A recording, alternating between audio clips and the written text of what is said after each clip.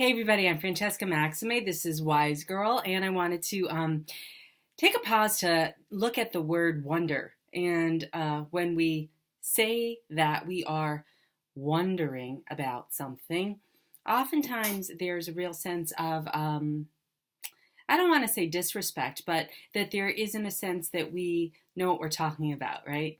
And yet at the same time, if we say, what is our sense of wonder? Where is our sense of wonder?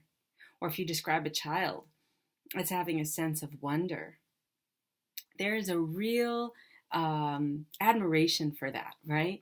So there's a real appreciation for the fact that a young person can really just take in their environment and appreciate it and be amazed at what they see, the trees and the birds and whatever else it is that's around them in the natural environment, and really just find it amazing and compelling. Unfortunately, as we get older, we end up going through social structures and systems that give us a fair amount of conditioning, and that means that we learn to play by the rules, and those rules are there so that we can, kind of be kept in line at a certain degree. We can sort of be herded, if you will, and we can make life a little bit easier for our teachers or our pastors or our rabbis or our parents or whomever it is that is in the position of authority that we are not in. And yet, as we get to later points in our lives, we certainly can kind of come to the realization that, things are kind of more contracted than we thought that they needed to be, and that they really sort of are more limited in our minds than we thought. So there's often that phrase, the midlife crisis. I've talked to some of my friends about it, and we've wondered, what's going on in terms of where we're at with life. Some people have been doing something for 20 years and want to keep on doing it. Some people like me are reevaluating certain things in their lives and their careers. But that idea of having a sense of wonder, meaning a sense of curiosity and a real sense of inquiry as to, well, what do I think I know? And what do I really know? And what else is out there to explore? Meaning that there's oftentimes a real sense of wanting to cultivate a certain predictability or a certain routine. And, if you're fortunate enough to have stayed at the same company for 20 or 30 years, the way that people always used to, when they used to take a job and work 9 to 5 and 40 hours before there were cell phones and emails at 2 a.m. and tweets at 3 a.m. and all of that, certainly there was more structure around that, and there was a loyalty that people gave to their employer, and they got back from that a certain benefits and, salary and more regular work hours and weekends off. But as we know, for many people, all of that has changed, and we are now left with a little bit of a situation that's more fluid in terms of our careers and also in terms of even our relationships. I think a lot of times people feel as though things are not as rooted as they used to be because we certainly move more than we did, 50 years ago, say. And so our friends and family are all around the country and even all around the world in ways that, they might not have been in the past. And so when they say it takes a village to raise a child or something, it kind of takes a village to maintain well-being inside for each one of us. And sometimes we are in touch with that sense of well-being through community, and sometimes we have to build it for ourselves even if we feel a little bit more isolated.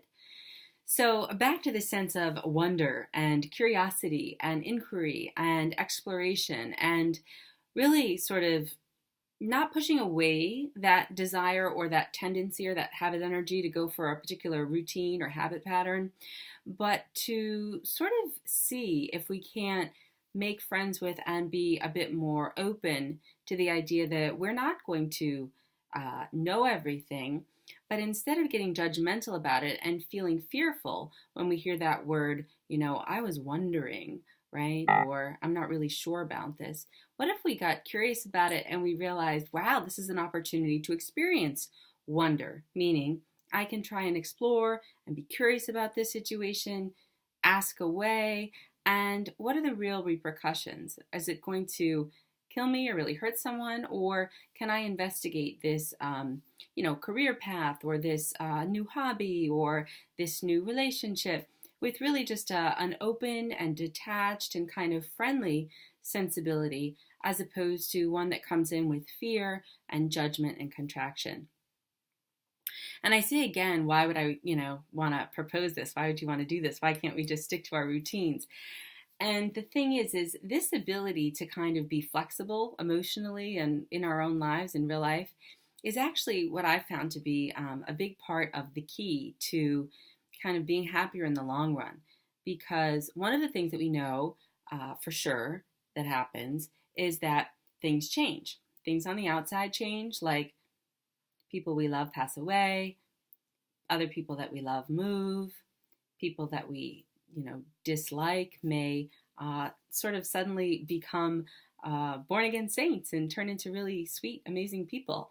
Somehow they've had a change of heart, and that we can be pleasantly surprised by something. So those things all change on the outside, and then on the outside of us, things change.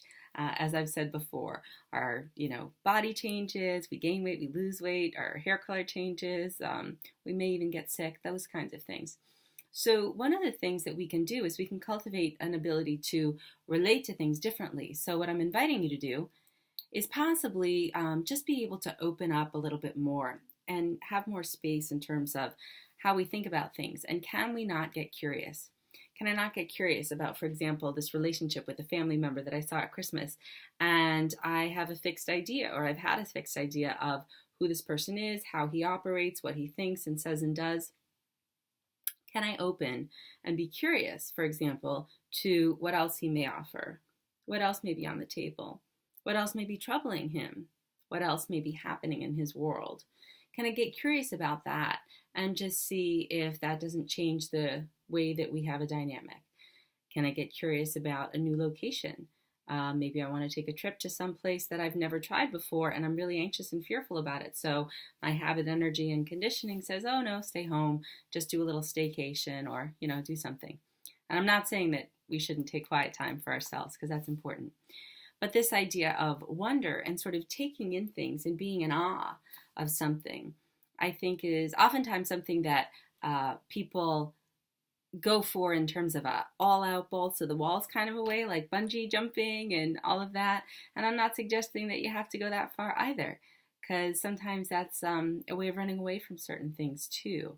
Only we know what's true in our hearts if we have rigorous self-honesty and we're able to look at ourselves about certain things. So I just wanted to invite you to consider the difference between wondering and its, sort of connotation in our adult lives, and this idea of wonder as it is sort of implied in a child's life and their sense of wonder, and see if we can't tap in a little bit more to that sense of wonder as we go into 2017, and see if we can't be curious about things and not so sticky in terms of our old habits and patterns.